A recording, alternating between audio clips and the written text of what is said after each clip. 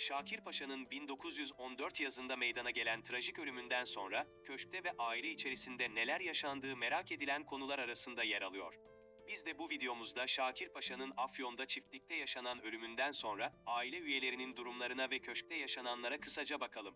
Aile üyeleri Şakir Paşa'nın ölüm haberini, Paşa'nın yakın arkadaşı Sait Bey'in getirdiği telgrafla öğrenmişlerdir. Söz konusu telgrafta Şakir Paşa'nın, oğlu Cevat'ın tabancasından çıkan bir kurşunla öldüğü yazılıydı. Bu haberden sonra köşkte yaşananları Şirin Devrim, annesi Fahrunisa Hanım'ın notlarından ve annesinin gözünden anlatmıştır. Gelen telgraftan sonra Fahrunisa, annesi İsmet Hanım'ı yukarıdaki salonun ortasında diz çökmüş ve öne arkaya sallanarak "Allah'ım, Allah'ım bana yardım" diye ağlayıp inlerken görmüş, ablası Ayşe'nin ise aynı anda ağabeyi Cevat'ın fotoğraflarını çerçevelerinden çıkarıp bin parçaya ayırmasını ve üzerlerinde tepinmesini izlemiştir. Büyük korku yaşayan küçük çocuklar Fahrunisa ve Aliye, daha bu yaşananların neden olduğunu anlayamadan hemen Üsküdar'da bulunan Sara halalarının evine gönderilmişler ve ancak cenaze kalktıktan sonra Büyükada'ya dönebilmişlerdir. Köşke döndüklerinde kendilerine babalarının çiftlikte kalp krizi geçirip öldüğü ve bu konu hakkında soru sormamaları söylenmiştir.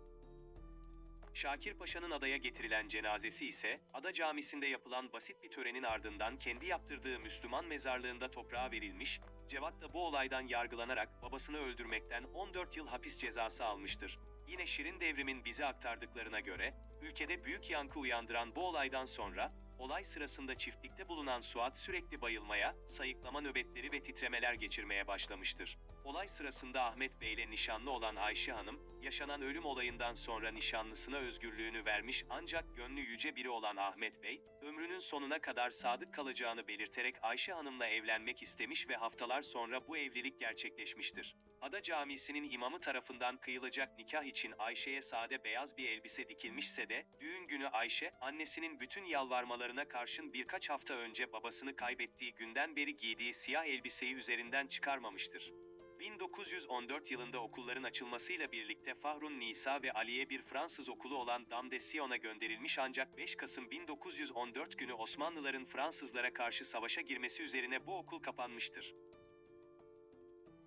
Dame de Sion'un kapanmasından sonra İsmet Hanım kızlarının Fransızca derslerinden yoksun kalmamaları için kendilerini ileri gelen aile kızlarının devam ettiği Pansiyon Braciotti'ye göndermiş, Suat ise Galatasaray Lisesi'nde eğitimine devam etmiştir.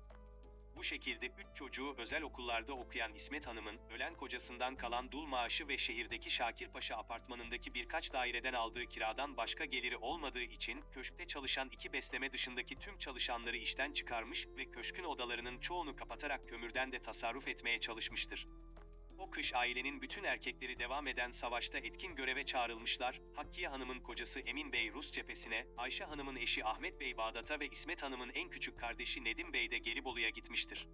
Kocası ölmüş, en büyük oğlu hapiste yatan, damatları ve kardeşi savaşa gitmiş İsmet Hanım ise, 2 büyük kızı Hakkiye ve Ayşe ile köşkte kalmış, ancak bu 2 kardeş de babalarının ölümünden sorumlu tuttukları kardeşleri Cevat'a destek olan anneleriyle anlaşmazlık içine düşmüşlerdir. Şakir Paşa'nın ölümünden sonra köşkte ve ailede bunlar yaşanırken, Cevat'ın eşi İtalyan Anyesi ve kızı Mutarra'nın da bir dönem İsmet Hanım'ın yanında yaşadığı ve daha sonra İtalya'ya döndüğü yönünde de bilgiler mevcuttur.